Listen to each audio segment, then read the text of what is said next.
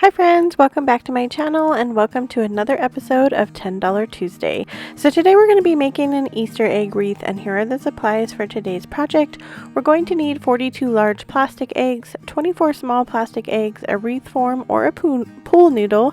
I'm using a pool noodle, some Excelsior, and some ribbon. So the reason I didn't put the price for the plastic eggs is because last year or the year before I picked up these plastic eggs for really cheap at Hobby Lobby. My large eggs were like 25 cents and the small egg package was 15 cents. I am using another package from the Dollar Tree as well. I highly suggest you go check out Walmart before buying your plastic eggs because I think you're going to get a lot more bang for your buck. So I went ahead and taped my pool noodle together. This is not a full pool noodle. This was just left over from last week's project and I decided to use it up. And so I'm just going to take my plastic eggs and I'm going to glue them all around the pool noodle. So if you're using a wreath form, I suggest the green foam wreath form at Dollar Tree. It's a little bit smaller than this pool noodle, so you might use a little less eggs, but you'll still get the same cute effect. So once I am gluing the eggs, I just put a strip of glue down the back and then I go ahead and press it into my pool noodle. So you can see here that you have to hold on to it for a little bit before you let go. I don't know if it's because it's the foam, but it takes a little bit of time to adhere to the foam. So I just put some glue on, held it there for maybe 10 seconds, and then I moved on to the next egg. So I'm just going to take different colored plastic eggs to go all around the top part of my pool noodle. Once I have the plastic eggs attached to the top of my pool noodle, then I'm going to take some more of the large plastic eggs and I'm going to glue them on the inner ring of the pool noodle. Again, if you're using the green floral foam wreath, you're going to do the same thing. You're, again, probably going to use less eggs because this is a little bit larger. If you're using a pool noodle, you might need more eggs because it's going to be a little bit larger because I didn't use a full pool noodle. So I am gluing these kind of to an angle for the inside of the pool noodle, and I just do the exact same thing that I did before and I glue them all around the inside. So now I'm ready to glue the little eggs onto the top, and so I'm going to take the pointed egg part and stick it down between the other two eggs, and I'm just going to do that all around the top of the wreath frame or wreath form. I find that putting a large amount of glue on the pointy part of the egg worked really well. So now I'm ready to kind of do the fun part. You're going to want to take a full bag of Excelsior. I pick mine up at Hobby Lobby, and you can get these on sale every once in a while. And I'm just taking a little piece of it and going into all the little open areas of the wreath. We don't want any of the green part of our pool noodle to show through, and we're going to take the Excelsior and just take a little bunch and poke it into all the holes.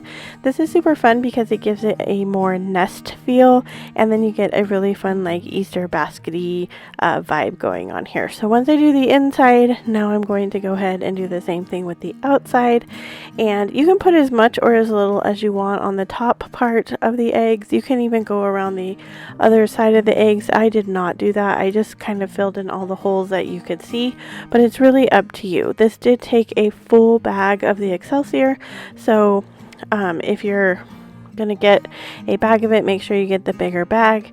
Also, you could use some Spanish moss here, and that would look really cute as well. You could use the brown or the green, and you're going to get the same effect. I just liked the look of the lighter color, but it's really up to you. So you can see I have some bigger holes and some smaller holes. It really doesn't matter because you're going to fill that all in with the Excelsior, and by the time you get it all in, you're not going to be able to notice. It is a pretty messy project, so definitely have a trash can handy. And as you can see, I had a helper today. He was really interested in the Excelsior.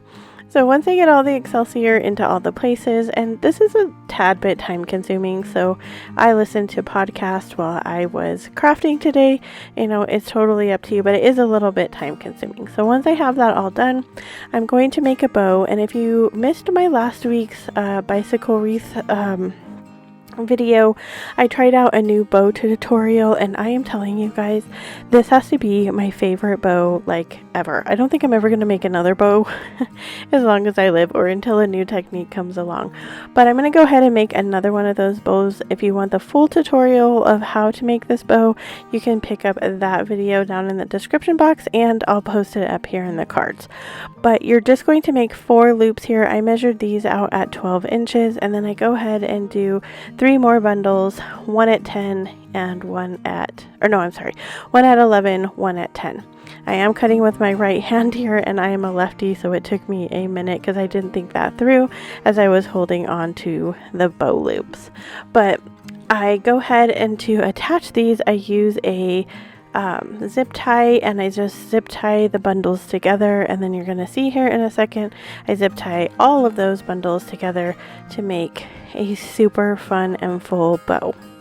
So I did use this bow technique on another project that you guys can see later on in this week, but I made it smaller because it is a smaller project, and the bow technique worked just as well for a smaller bow. I did less loops, a less grouping of loops, and it turned out absolutely adorable. So I highly recommend trying out this bow technique, especially if you're somebody that kind of struggles with making bows. I've tried a lot of different techniques, and this is the one that stuck for me, but it's a personal preference. If you have a bow technique that works for you, you can always stay with that, but this one, I'm just absolutely in love with it. So here's our bundles, and we're going to go ahead and just zip tie all of our bundles together. You'll see that when you zip tie them, you'll have like a flatter side on the bundle part. I just put all the flat sides together so it was going to lay a little bit flatter, and then I went ahead and zip tied those together, and this just cut off the zip tie part. So to attach it to my wreath, I also used a zip tie, and I just went around the eggs with my zip tie and attached it to the wreath. I am going to go ahead and dovetail all the ends of our ribbon just to give it a more high-end look.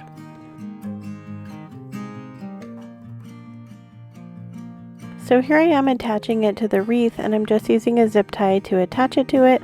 Once I get it in the desired place I want it to be, then I'm going to just fluff out the bow. So I start with the loops, and then once I have the loops kind of fluffed out, I'm going to take the tails and lay them so that they lay kind of in the middle of the wreath. This is super easy. This bow makes this just so adorable, and I hope that you guys really love this project. I love creating these budget-friendly DIYs for you. I hope that you guys are enjoying it too. Let me know down in the comments something that you would like to see me recreate that is maybe $10 or less.